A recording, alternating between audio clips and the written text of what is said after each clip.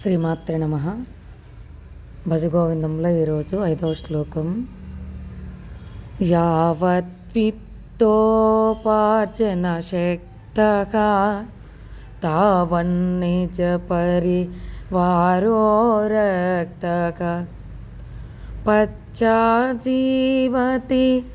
జర్జరా దేహే వార్తా కోపి న పృచ్చతి గేహే భజ గోవిందం భజ గోవిందం గోవిందం భజ మూఢమతే.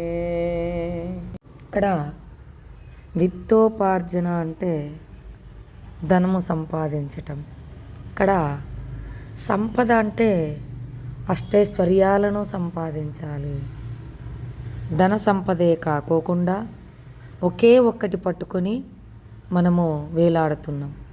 విద్యా సంపద, కళా సంపద, నైపుణ్య సంపద, సేవానిరతి, దయాగుణం కావాలి, త్యాగం ఉండాలి, ఆ దానం చేసేందులో కూడా శీలత ఉండాలి, అధికారం ఉండాలి, నేతృత్వము, కార్యదక్షత, ఇవన్నీ సంపదలు అష్టైశ్వర్యాలను సంపాదించినప్పుడే ఒకే ఒక్క ధన సంపదను పట్టుకొని వేలాడుతున్నాం. ఇటువంటి సంపదలన్నీ నీ దగ్గర ఉన్నాయనుకో, కుటుంబ సభ్యులే కాకోకుండా ఇతర ప్రజలు కూడా నీ చుట్టూ చేరుతారు. డబ్బును మాత్రమే పట్టుకొని ఉంటే కుటుంబ సభ్యులు నీతో ఉండరు, ప్రజలు కూడా నీతో ఉండరు. డబ్బు సంపాదించేటప్పుడు అహం పెరిగి నేను గొప్ప అనేటువంటి భావంతో పిల్లల్ని లెక్క చేయము, తోటి మానవులను, భార్యను కానీ ఎవరిని లెక్క చేయము. అహం పెరిగిపోతుంది, స్వార్థం పెరిగిపోతుంది, త్యాగం ఉండదు.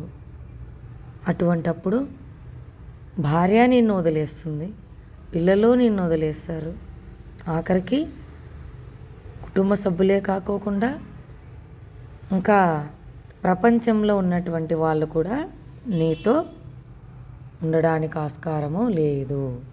ఇంకా సామాజికంగా వాళ్ళ అవసరాలని తీర్చుకోవటం కోసము నీ చుట్టూ ఉన్నటువంటి వాళ్ళు, చేరినటువంటి వాళ్ళు నీ డబ్బు నీ దగ్గర ఉన్నంత కాలమే నీతో ఉండటం జరుగుతుంది. ఒక వ్యక్తి అవసరం తీరేంత వరకు, ఏదో ఒక విధమైన ప్రయోజనం లభించేంత వరకు నీ చుట్టూ తిరుగుతూ ఉంటారు.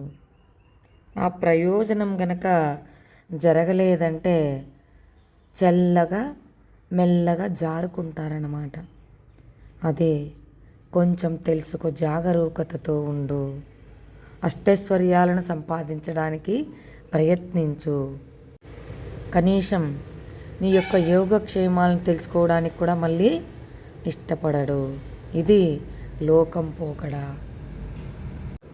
డబ్బుంటేనే గౌరవము, డబ్బుంటేనే రెస్పెక్టు అనే మాట నుంచి బయటపడాలి. ఇక్కడ కావాల్సింది అష్టైశ్వర్యాలను సంపాదించాలి. మాట్లాడేటువంటి కళ,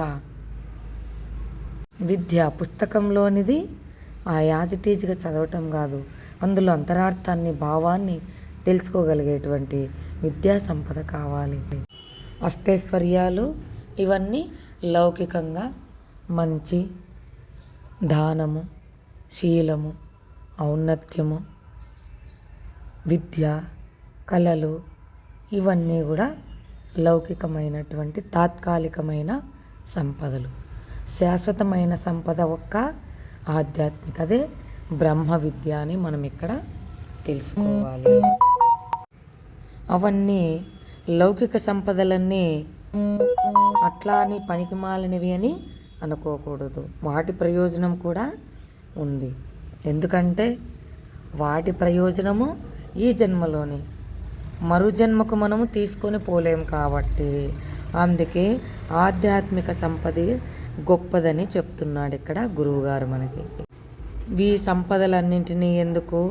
లోక కళ్యాణం కోసము వినియోగించాలి. ఏ విధమైన ప్రతిఫలాన్ని ఆశించకుండా నిష్కామ కర్మలలో సంపదల్ని సంపాదించాలి.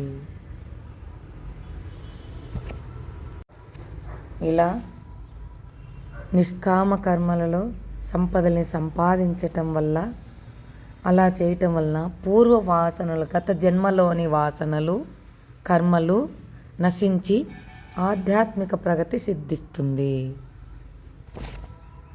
ప్రతిఫలాపేక్ష లేకుండా ఉండటం వలన అతనికి దైన్య భావనలు రావు. ఎవరి పట్ల ద్వేషం ఉండదు.